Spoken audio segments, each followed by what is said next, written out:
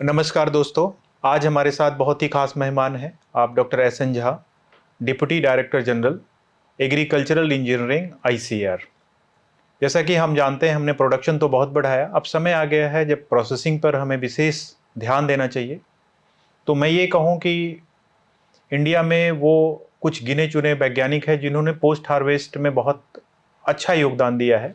तो उनमें से सर आप एक हैं। बहुत सारे जो भारत के टॉप इंस्टीट्यूट हैं, चाहे वो national dairy research institute Karnal हो या हमारा जो लुधियाना का आईसीएआर का इंस्टीट्यूट है जिसमें पोस्ट हार्वेस्ट मैनेजमेंट पे काम होता है, उसके अलावा अभी आप प्रेजेंट में पूरे देश का नेतृत्व कर रहे हैं। आप डिप्टी डायरेक्टर जनरल हैं और रिसेंट में आपने एक न्यूज़ सुनी होगी कि बिहार में मखाना बोर्ड की स्थापना हुई है। तो मैं ये कहूँ कि जो उसके पिलर हैं, जिन्होंने इसको मुहिम को चलाया और बनाने में आपका विशेष योगदान रहा है।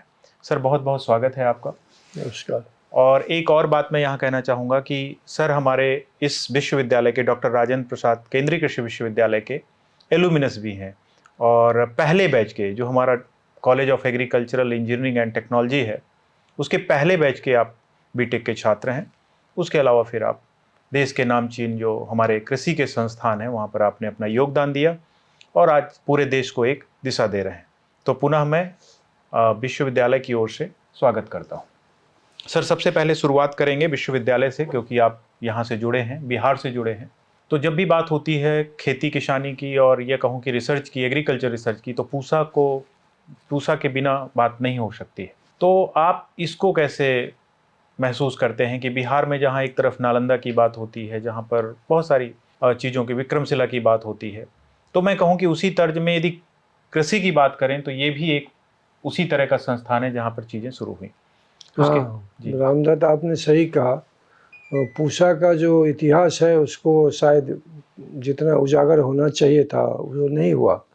और हम लोगों को जो भी पढ़ाया गया, हम लोग जब यहाँ पर अंडर ग्रेजुएट में एडमिशन लिया तो उस टाइम में जो पढ़ाया गया पूसा क्या है, वो भी अब जब हमारे अभी के जो कुलपति है यहाँ के डॉक्टर पांडे जी, उन्होंने जब पूरा उस पर रिसर्च किया तो पता चलता है कि पूसा तो केवल इस देश का ही नहीं, पूरे दुनिया के लिए एग्रीकल्चर का यदि इनिशिएटिव लिया है तो शायद यही एक जगह है। और कल ही मैंने कुलपति महोदय जी से किया है जो इसको जो विश्वविद्यालय, अपना ही विश्वविद्यालय नहीं, दूसरे जगह इसका इतिहास पुनर्स्थापित करने के लिए, लोगों को जगाने के लिए इसको सिलेबस में डाला जाए। ये जैसे ही हमारे राज्य का विक्रमशिला आपने बोला या नालंदा बोला, उससे हम कहेंगे कम नहीं है, बल्कि कभी-कभी मुझे लगता है ज़्यादा ही है, क्योंकि ये दुनिया को खाद और खाना, भोजन, कपड़ा जो भी है उसको देने का यदि किसी जगह को श्रेय जाता है तो पहला श्रेय पूरी दुनिया में इसको होना चाहिए। जी सर, आपने सही कहा कि हमें पढ़ाया गया जब हम लोग थे कि पूसा का मतलब है पी स्टैंड्स फॉर फिप्स और यूएसए से आए थे तो इसलिए पूसा नाम पड़ा। बट हमारे पास विश्वविद्यालय के पास कुछ ऐसे डॉक्यूमेंट हैं जो कि उसके पहले के हैं, जब वो हेनरी फिप्स साहब आए उससे पहले के डॉक्यूमेंट्स हैं और कुछ हमारे पास गजट हैं जिसमें पूसा का जिक्र है। इससे ये प्रतीत होता है कि पूसा नाम पहले से था और हमारे वेदों में भी पूखा वर्ड आता है, स्वस्तिवाचन जो है उसका मतलब होता है सूर्य, जो पोषण करने वाला जो देवता है, जो हमारे सूर्य हैं, उनको भी पूषा ही, जिसको हम लोग संस्कृत में पूखा बोलते हैं, वहाँ से भी हो सकता है नाम आया हो।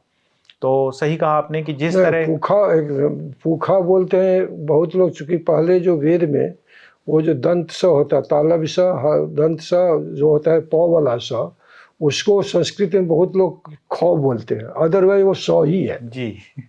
तो वो मतलब बेसिकली पूसा वर्ड हमारे वेदों में भी है। सर अब आगे बढ़ते हैं। अभी 240 वर्षों का इसका लंबा इतिहास रहा है, बहुत सारे अच्छी अच्छी चीज़ें निकल ली हैं। तो आपने उस कालखंड को भी देखा है जब ये सेंट्रल एग्रीकल्चर यूनिवर्सिटी नहीं थी, तो वो कौन सी चीज़ें हैं या कौन से वो लोग हैं जिनको आज आप याद करना चाहें, विशेषकर एग्रीकल्चर इंजीनियरिंग के लोग? यस, आपने सही कहा। कल मैंने अपने विश्व कॉलेज को भी भ्रमण किया और छात्रों को भी संबोधित किया और सारे यहाँ के जो फैकल्टी थे उनसे भी बात किया। और यदि सबसे पहले कोई हमें याद आता है यहाँ पे तो डॉक्टर आर के राय, जो पहले डीन थे यहाँ के, वो डॉक्टर एपी मिश्रा प्रोफेसर थे, डीन बाद में भी रहे, और बहुत सारे प्रोफेसर हैं। यदि हम लोग 9 लोग थे केवल उस बैच में, और 9 प्रोफेसर थे। ऐसा रेशियो कहीं दुनिया में नहीं होगा, जितने छात्र उतने शिक्षक। और काफ़ी जो शिक्षक 9 थे उन लोगों में ये जुनून था जो हमारा छात्र जो है सो दुनिया में जाके नाम करे, क्योंकि हम लोग पहला बैच थे। जैसा पहला बैच निकलेगा वैसा ही इमेज बनेगा। लेकिन हम लोगों के अंदर अपना होता था, पता नहीं हमें कुछ आता भी है या नहीं आता है, क्योंकि हमारे सीनियर कोई नहीं था, कोई माने इतिहास नहीं था, यहाँ के क्या परफॉर्मेंस नहीं है। तो professor AP Mishra, doctor R के राय, डॉक्टर वर्मा थे फार्मेसी के, डॉक्टर ए के सिन्हा थे, और एक doctor S D Sharma statistics के यहाँ हुआ करते थे, जो बाद में ISR ICR में डायरेक्टर भी बने और ADG भी रहे। हाँ, ADG भी रहे। तो उन्होंने माने कोई विश्वास नहीं करेगा, 1983-84 में हमें कंप्यूटर यहाँ सिखाया गया था, जो लोग कभी सोचता नहीं था। और जब मैं यहाँ से IIT में पढ़ने गया तो वहाँ भी मैथमेटिक्स के प्रोफेसर जो हमें कंप्यूटर पढ़ाते थे कहते थे तुम्हें पहले से पता है? हम कि यस, हम लिख सकते हैं, प्रोग्रामिंग लिख सकते हैं। और जबकि पूरे इंडिया से वहाँ लोग आते थे, उन लोगों को नहीं पता था। तो इस तरह से जो हमारा बेस बनाया गया कभी हम भूल नहीं सकते। मैं एक चीज़ और वाक़या आप करता हूँ, जब हम बीटेक में थीसिस, हमारे लोगों के बीटेक में एक थीसिस वर्क होता है प्रोजेक्ट का, और हमारे गाइड एपी मिश्रा जी थे। और यदि सही शब्द का इस्तेमाल करूँ, उन्होंने इतना रगड़ाई किया था, मैं कहा मुझे तो एमटेक PhD नहीं करना, जब बीटेक में थीसिस में इतना काम है तो एमटेक PhD में क्या होगा। तो उन्होंने कहा नहीं, अब तुमको किसी का ज़रूरत नहीं होगा, आप यदि पढ़ना चाहो पढ़ो, बिहार को लोगों की ज़रूरत है, अच्छे टीचर की ज़रूरत है, पहला कॉलेज है, यहाँ फैकल्टी बढ़ना है, स्टूडेंट बढ़ना है, आप एमटेक करो। संभव हम जब एमटेक करने गए तो उनकी बात सत्य ये हुई, जो जब मैंने एमटेक किया तो मैंने ऐसा अपना टॉपिक लिया जो मखाना का इन्होंने जो चर्चा किया था शुरू में, और जब हमारे कोई गाइड बनना नहीं चाहते थे उसमें, तो मैंने यही शब्द बोला, सर आप केवल कागज़ पे गाइड बन जाओ मेरा, मैं सब कुछ कर लूँगा, मुझे पूरा ट्रेनिंग है। एंड सेम चीज़ हुआ ऐसे। तो ये जो महान, और अभी भी प्रोफेसर मिश्रा, आर के राय साहब तो इस दुनिया में नहीं है, प्रोफेसर मिश्रा से यूजुअली 5 सितंबर को हम जरूर बात करते हैं, या तो व्हाट्सएप से होता है, बात होता है। तो ये लोगों का देन है, जो हम जो चाहते थे, जो हमारा छात्र यहाँ का अग्रगणी है। तो शायद उस टाइम में तो हम लोग सोचते नहीं थे, लेकिन अभी सही में हम लोग अग्रगणीय पोजीशन पे यहीं पे नहीं है। बहुत सारे IIT में भी हेड हैं हमारे यहाँ के लोग जी, और ICR में तो है ही। सोसाइटीज़ में देखो तो सारे बड़े बड़े पोजीशन जो है, कृषि अभियांत्रिकी का जो सोसाइटी है, उसमें भी हमारे कॉलेज के लोग ही हैं। और इस चीज़ को उजागर करना चाहिए। ज़्यादातर लोग कहते हैं अपना बड़ाई नहीं करना चाहिए, लेकिन अब ज़माना आ गया है जो अब हमें एडवर्टाइज करने की ज़रूरत है, जो हम दुनिया में सबसे अच्छे, किसी से कम नहीं है ये नहीं, हम सबसे अच्छे हैं, ये बोलने की ज़रूरत है। सर मैंने मिश्रा सर के बारे में और लोगों से भी सुना है, तो लोग कहते हैं यदि आपको परफेक्ट टीचर का यदि एक मिसाल लेनी है तो मिश्रा सर ऐसे थे। तो उनके बारे में उनकी क्या क्वालिटीज़ थी, वो कैसे बच्चों के साथ डील करते थे, या नए लोग हैं उनको कौन से ऐसे गुण हैं मैं कहूँ कि जो वो फॉलो करते थे वो अभी भी हम लोग फॉलो कर सकते हैं जो नई जनरेशन के लोग हैं? नहीं, सबसे बड़ी बात मिश्रा जी में ये था, जो कभी वो उनके चेहरा पर गुस्सा नहीं रहता था। भले वो डांटते रहे, लेकिन एक हम लोग यहाँ कहावत है, मैथिली में लोगों को गुस्सा नहीं आता, तो पूरी तरह से वो लोग झगड़ते भी हैं तो लगेगा ये आदर से ही बोल रहे हैं, वही उसमें उनमें वो गुण था। और दूसरी बात थी जो माने ही वॉज ऑलवेज अवेलेबल, और जब भी ज़रूरत पड़ता था आप घर पे ही आ जाओ, 2 घंटा 4 घंटा 6 घंटा एक एक लाइन पढ़ते थे, एक बार नहीं 2 बार नहीं, एक एक लाइन पढ़ के। और जैसे लगता था हम यदि 1 घंटा देख दिए हैं एक पेज लिखने में, तो वो उस पर 2 घंटा देते थे। ये एक सबसे बड़ी क्वालिटी थी। दूसरी थी क्वालिटी जो हम लोगों को काफ़ी वो प्रमोट करते थे, जो तुम अच्छे हो, माने होता है जैसे कहते हैं यदि आपको कहेंगे तुम अच्छे हो, तुम अच्छे हो, तुम ये कर सकते हो, तुम ये कर सकते हो। और जो बीटेक में हम लोगों ने जो काम किया था उन्हीं के कारण था।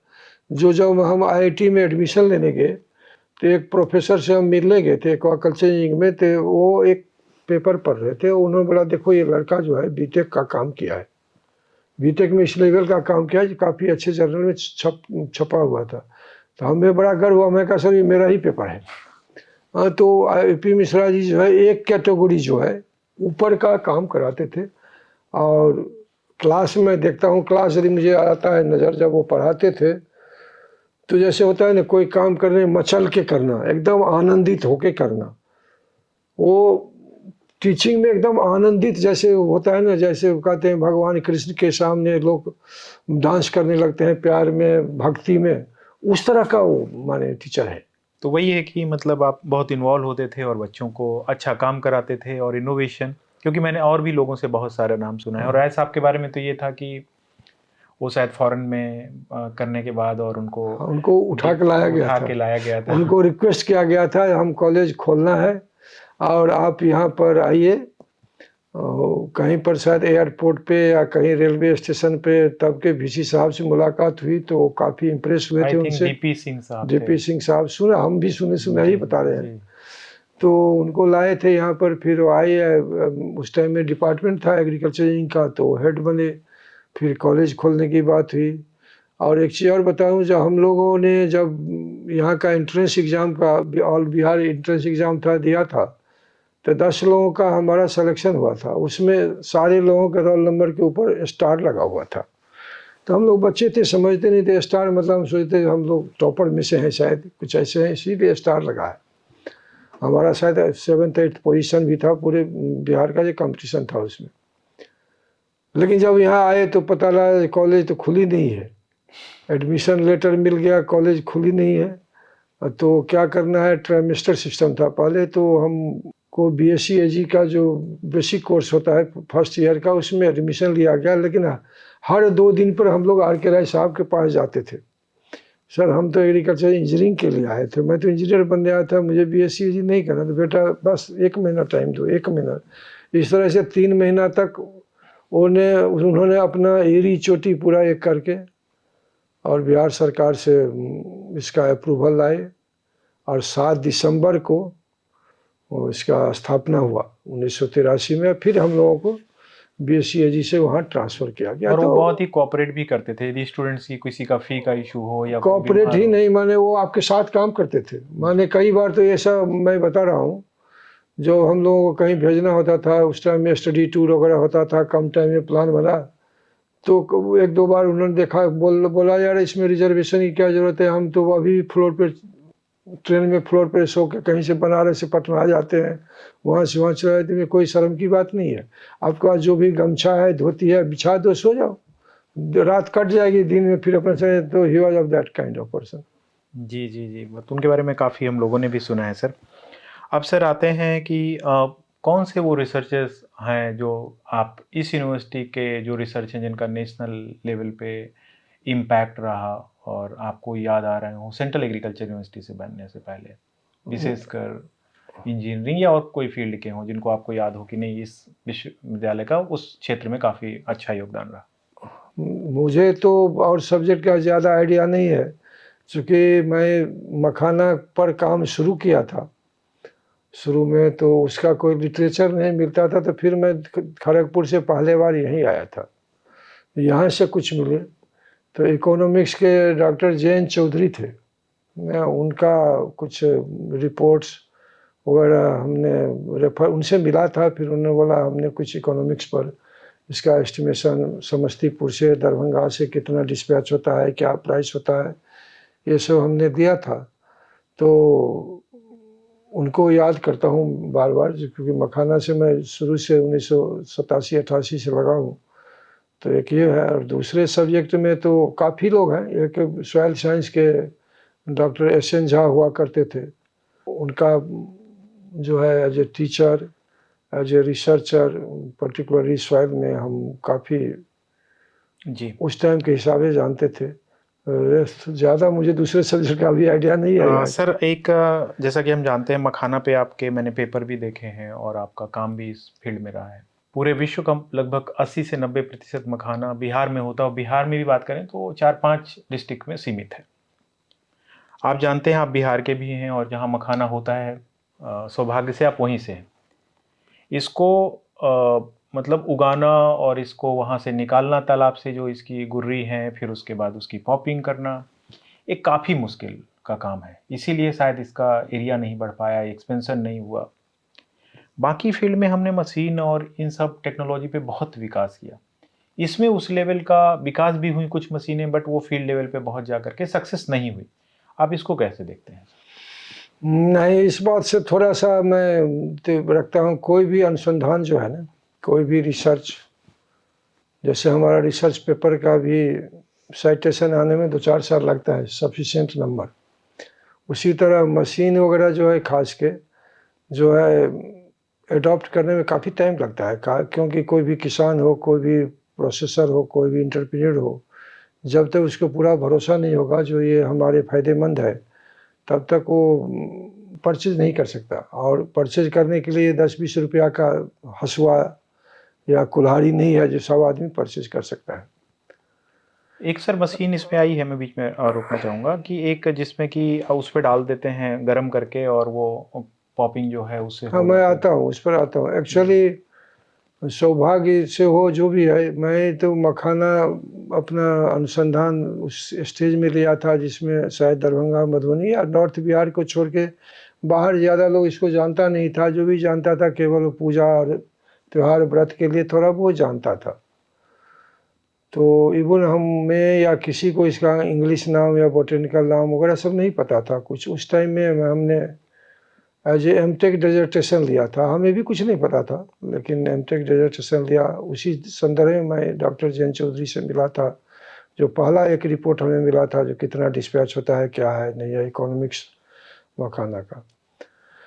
तो काफ़ी उस पर रिसर्च हुआ। पहला मशीन तो यदि आप कहो तो एमटेक में ही मैंने 1989 के दिसंबर में, 88 में शुरू किया था, 89 के दिसंबर में हमने डिमॉन्स्ट्रेट कर दिया था in front of director IIT Kharagpur.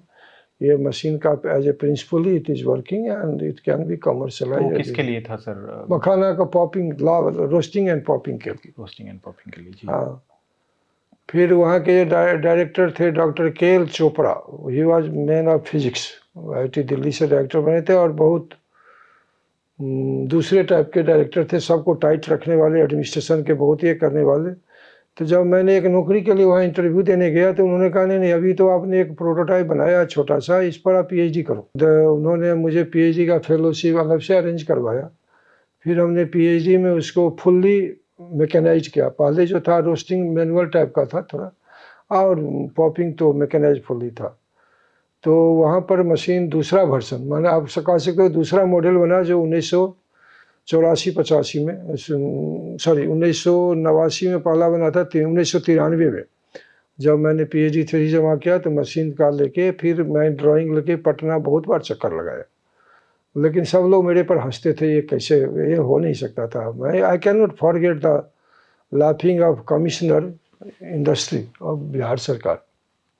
उस टाइम में कैसे वो हमारा, मैं हवाई चप्पल पहन के ही घूमता था उस टाइम में, तो कोई जूता उता होता नहीं। मैं आता था खड़गपुर से, ये मशीन को आप कमर्शलाइज करा दो, कुछ कर दो, और नहीं हुआ। अंत में हमने नौकरी ज्वाइन किया। पहले तो यूनिवर्सिटी में ही नौकरी ज्वाइन किया, आपको मालूम होगा कि नहीं। और हाजीपुर में मेरा पोस्टिंग था, 2 साल 3 महीना मैंने वहाँ काम किया। बाहर में जो केवीके है, कृषि विज्ञान केंद्र, उसको मैं, उमेश सिंह और यूपी सिंह, वो जो बीएचयू में अभी एग्रोनॉमी के प्रोफेसर हैं, नामी गिरामी, तीनों मिल के हमने केवीके बाहर स्थापित किया रेंट पे लेके। और इसी दरमियान एआरएस एग्ज़ाम दिया था, हो गया, फिर तो मैं वहाँ चला गया। तो फाइनली इतना करेंगे तो बहुत टाइम लगेगा। मशीन फुल्ली कॉम्पिटेंट है, फुल। अभी मैंने आपको ऑन रिकॉर्ड कह सकता हूँ, कम से कम 30-40 जगह रोस्टिंग एंड पॉपिंग मशीन जो है सक्सेसफुली कमर्शियल लेवल पे चल रहा है।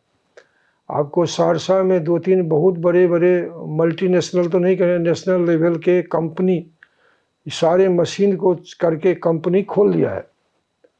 हाँ, ये मशीन में एक गड़बड़ी ये है, जो ये आपको 10-20 हज़ार वाला मशीन नहीं है।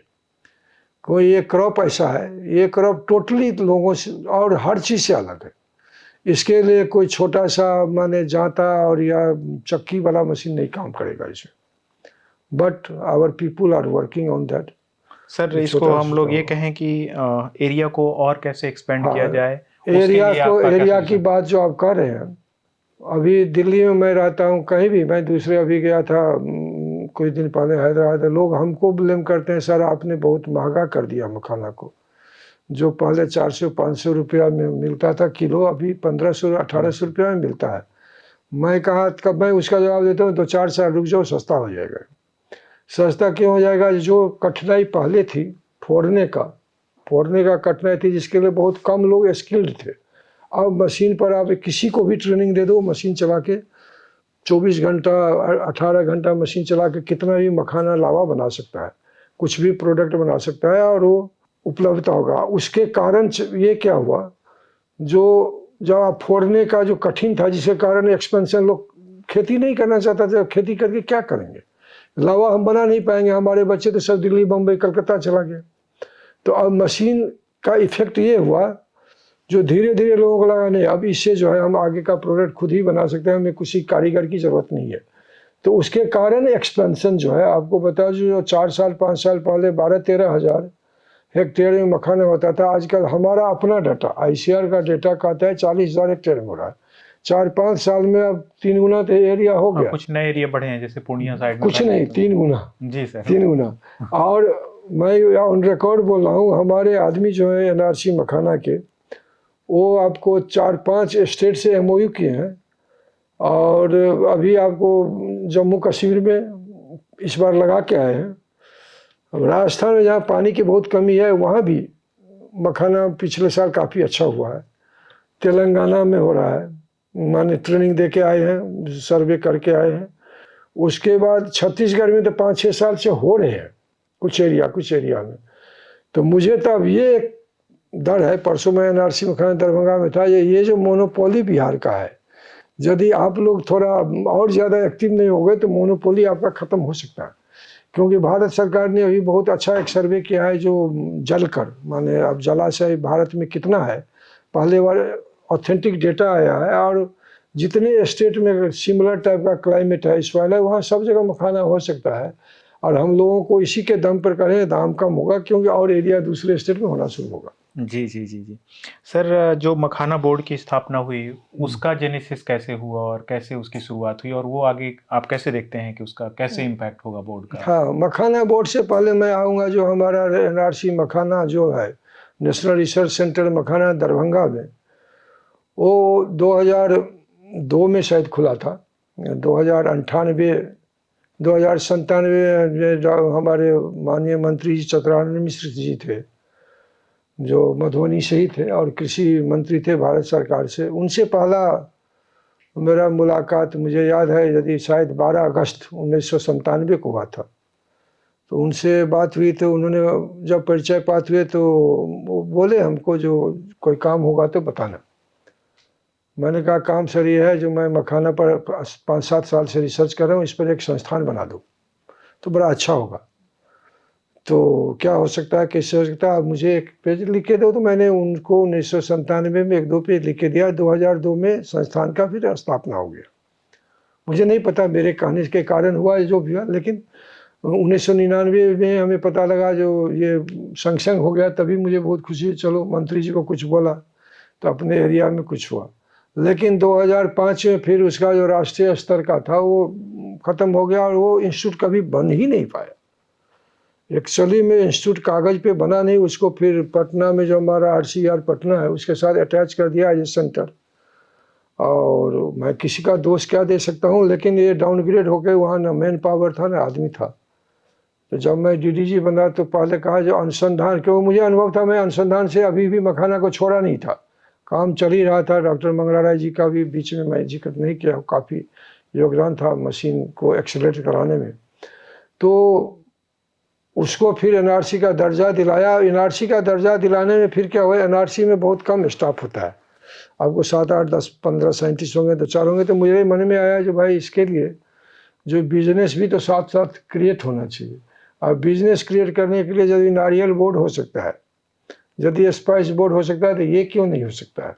तो मैं इस संदर्भ में सोचना थोड़ा शुरू किया। सोचने करने के बाद फिर जो हमारे कर्ता धर्ता मंत्री सब होते हैं, उन लोगों से बात किया, और वो लोगों ने काफ़ी इसको आगे बढ़ाया। आगे बढ़ाने पर आप लोगों को मालूम होगा, जो हमारे माननीय वित्त मंत्री जो निर्मला सीतारमण जी थे, वो भी आई थी दरभंगा मधुबनी में, वो काफ़ी दिन थी। और आप सोच सकते हैं शायद उस टाइम में इसका बीज यहाँ पर अंकुरित हुआ होगा। और उसके बाद प्रधानमंत्री जी खुद ही 2 बार 3 बार बोल चुके हैं, तो इससे इसको काफ़ी इम्पेटस मिला, बोर्ड का गठन हो गया। हाँ, गठन होने में उसका जो EFC वगैरह बनाने में हमारा उसमें अमूल्य हाथ है। केवल मेरा ही नहीं है, काफ़ी लोगों का है। लेकिन एक जो कड़ी है मटेरियल बनाना, क्या होना चाहिए नहीं होना चाहिए टेक्नोलॉजिकली एडमिनिस्ट्रेटिवली, वो हमने सपोर्ट किया। और हमें खुशी है जो 1988 में हमने सोचा था, जो इसको पुड़िया में, छोटे छोटे पुड़िया में अमेरिका तक पहुंचाएंगे, वो पहुंच चुका है।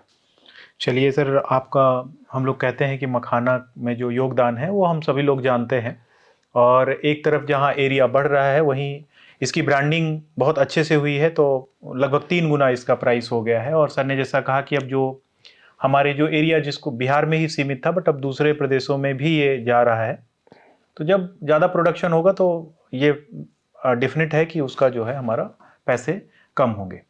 सर, मेरा अब लास्ट क्वेश्चन है कि हमारे यहाँ बहुत सारे लोगों ने भी, नए लोगों ने ज्वाइन किया है, लगभग 89 लोगों ने। उनके लिए एज ए रिसर्चर क्या करना चाहिए, क्या दिशा निर्देश, क्या आपकी एडवाइस होगी? क्योंकि अब वो अपना करियर शुरू कर रहे हैं, अगले 30 से 35 से 40 साल तक वो बिहार या अलग जगह पे काम करेंगे। तो साइंस के प्रति, या जैसे हम लोग कहते हैं कि मीनिंगफुल इनोवेशंस की बात होनी चाहिए। जिस एकदम सही बात है। मैं इस पर अच्छी तरह से प्रकाश डालूंगा। मैं क्या चाहता हूँ हमारे देश के लिए क्या, और जो मेरा पर्सनल कहना है, यदि आपके मन में कुछ आया तो वो संभव हो सकता है, तभी मन में आता है। बहुत बार लोग सोचते हैं भले ही मन में कुछ भी सोच लो नहीं होगा, वो नहीं होता। मन में यदि आपको सोच में आ गया तो आज न कल वो हो सकता है, सही दिशा में यदि आप सही ढंग से काम करें। सबसे पहले तो इस माध्यम से आपके कुलपति महोदय के मैंने बोला नहीं है, लेकिन यहाँ से मैं बोलता हूँ, यहाँ पर एक सेंटर, जैसे इन्होंने मखाना सेंटर खोला है, एक सेंटर इनको AI एंड रोबोटिक्स का खोलना चाहिए। माने centre of excellence should be establish in RPCU Pusa as soon as possible. दूसरा जो मैं कहना चाहता हूँ, अभी चूँकि मैं DDG हूँ, काफ़ी ऊपर से मैं देखता हूँ, केवल प्रोसेसिंग नहीं है, मुझे फार्म मैकेनाइजेशन, ऑटोमेशन सब में काम कर, सबको मैनेज करने का और दिशा निर्देश देने का मौका मिलता है। तो इससे मेरा एक अनुभव है, जो धीरे धीरे खेती बाड़ी में जो नवयुवक हैं, वो पहले जैसा जो खेती बाड़ी होगा उस तरह से नहीं करना पसंद करेंगे। सब लोगों को पहले वाइट कलर जॉब चाहिए।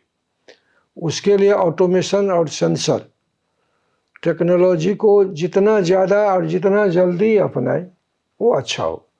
सिलेबस में हमने कोशिश किया है ICR से ये सब डालने का, लेकिन यहाँ के जितने भी नए फैकल्टी हैं, कल मैंने खास के इंजीनियरिंग वाले फैकल्टी को बोला, तुम्हारा जो है, तुम लोगों को क्लास में क्या पढ़ाई हुआ, MTech PhD BTech छोड़ दो।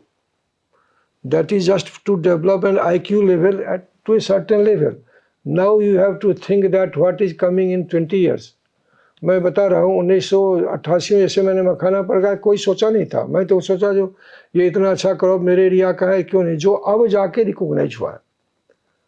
उसी तरह आपको एक चीज़ और मैं बताऊँ, जो मखाना के लोग मुझे इतना प्रोत्साहित करते हैं, लेकिन मेरा एक और बहुत इम्पोर्टेंट काम है, जिसके लिए गूगल वगैरह तो बता देता है मैं और क्या किया हूँ, लेकिन पब्लिक में पता नहीं है। मैं 2000 में सेंसर पर काम करना शुरू किया था एग्रीकल्चर में। हालांकि वो भी दिमाग में मेरे पास 98 में NDRI में ही आया था, जब आर्टिफिशियल मिल्क वगैरह आया था। हमारे देश में मिल्क का एडल्ट्रेशन सबसे ज़्यादा होता था। उस टाइम में लोग पजल थे कैसे करना है। तो मैंने बोला जो इसको बहुत आसानी से सेंसर से डिटेक्ट कर सकते हैं, क्या क्या यूरिया डाला है या क्या डाला है, पानी डाला है, everything can be detected, but we have to develop the technology. तो 2000 में मैंने non destructive evaluation of food safety and quality पर काम शुरू किया था जापान में, और फिर 2002 में जब आया तो यहाँ काम करना शुरू किया। उस टाइम में भी लोग हम पर हंसते थे, ये क्या कर रहा है, जब आम को बिना खाए कैसे स्वाद लग सकता। मैं लोगों को समझाने ही कहता था, ये आम है आपके पास तो आपको खाने की ज़रूरत नहीं, आपको पता चलेगा ये कितना खट्टा है कितना मीठा है। तो पीपल आर लाफिंग। मैंने यहाँ पर बड़े बड़े लोग कहते थे ये ऐसे ही हमेशा थ्योरेटिकल बात करता है। ऐसा नहीं होगा। लेकिन अब देखिए वो जब समय आ गया है जो 2002 में मैं कहता था ये काम होना चाहिए, और सारे लोग उसकी बात करती हैं, लेकिन सारे बातें जो है तह तक नहीं होती है। ज़्यादातर जो आर्टिफिशियल इंटेलिजेंस सेंसर की बात है, हम लोग यूजर बन के रह गए हैं। जो मैं कहना चाहता हूँ 99% साइंटिस्ट, फार्मर्स, वो चाइना से बन के आ रहा है, अमेरिका से आ रहा है, यूरोप से कहाँ से आ रहा है, हम उसके यूजर बन के रह गए।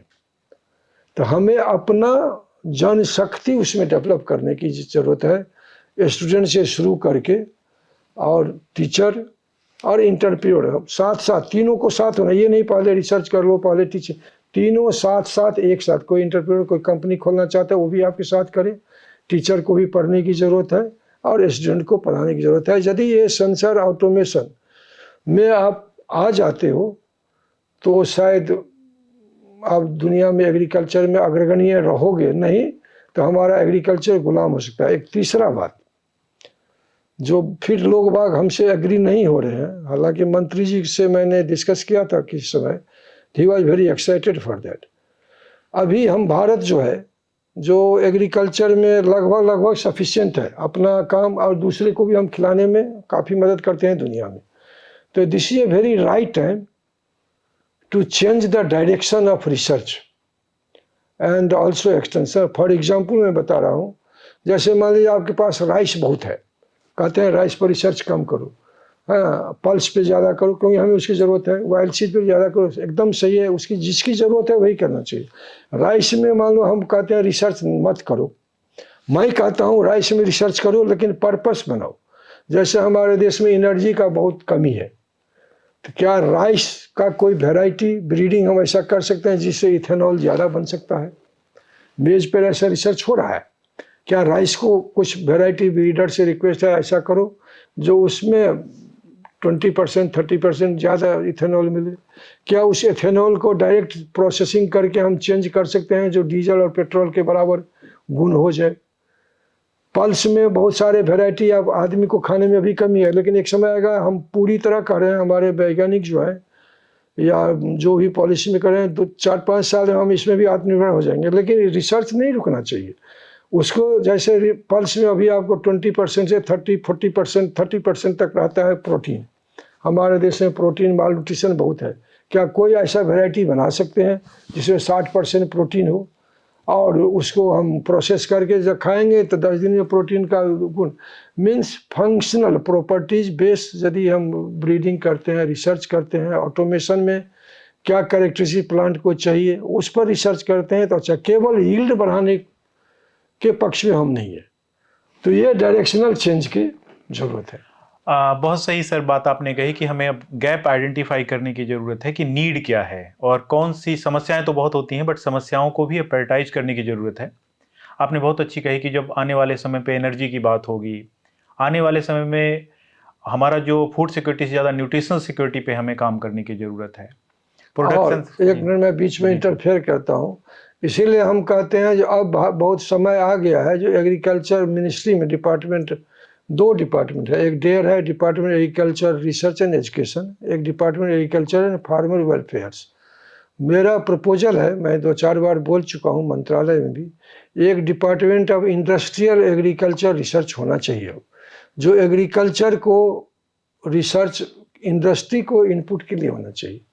अब पता नहीं कब तो होगा, लेकिन हम पूरे विश्वास है आज नहीं तो 20 साल बाद जरूर होगा। बहुत अच्छी सर बात आपने कही कि अब समय आ गया है जब हमें प्रॉब्लम्स को आइडेंटिफाई करना चाहिए, उनको प्रायोरिटाइज करना चाहिए। आने वाले समय में एनर्जी की बहुत ज़्यादा आवश्यकता होगी तो कैसे हम उसका ऑप्टिमम यूज़ करें। एग्रीकल्चर में हम पानी का भी यूज़ कर रहे हैं तो उसको कैसे ऑप्टिमाइज़ करें। तो समय आ गया है जब हमें पर्पसफुल वैल्यू क्रिएशन की बात होनी चाहिए जो आपने कही, और साथ में थोड़ा डिसरप्टिव जो इनोवेशन होते हैं जो कि थोड़े हट के हैं, वही अब ईल्ड बढ़ाने से काम नहीं होगा, वो ज़रूरत है बट साथ में न्यूट्रिशनल सिक्योरिटी है, बहुत सारी चीज़ें अब नई नई आ रही हैं। जैसे आपने सेंसर बेस्ड टेक्नोलॉजी की भी बात कही, तो अल्टीमेटली यही एम है कि एफिशिएंसी बढ़ाई जाए चीज़ों की। और आपने सही कहा कि अब देखिए हमारा कई बार रिसर्च होता है कि हमने सोचा कि ज़रूरत है, हो सकता है उसकी ज़रूरत ना हो। तो यदि हम इंडस्ट्री के साथ या जो लोग और लोग हैं डेवलपमेंट सेक्टर के लोग जो फील्ड में काम कर रहे हैं, यदि उनके साथ प्रोडक्ट डेवलप करेंगे मिल करके और साथ में वैल्यू क्रिएट होगी तो ज़्यादा होगा और वो मीनिंगफुल रिसर्च होगा और उसका इम्पैक्ट भी अच्छा होगा। तो आपने सर बहुत सारी बातें कही, बहुत सारा आपने दिशा निर्देश दिया और हमने बहुत सारी बातें, पुरानी बातें जानी जो नई जनरेशन के लोग हो सकता है न जानते हों। और मैं ये कहूँ कि ज़्यादा तो नहीं अतिशयोक्ति होगी, आप एक बात कहें कि आप मैन ऑफ मखाना हैं, जिन्होंने अपना बीटेक से लेकर के अभी तक एमटेक और पीएचडी सब जगह मखाना मखाना और मखाना को आपने छोड़ा नहीं। आज उसका जो कहें कि हमारे सामने दिखता है, अभी मशीनें आ गई, बोर्ड बन गया, एनआरसी बन गया और बहुत ही जल्दी अब पूरे विश्व में सब लोग मखाना का स्वाद चखेंगे। बहुत बहुत आभार, बहुत बहुत धन्यवाद सर बात करने के लिए। Thank you.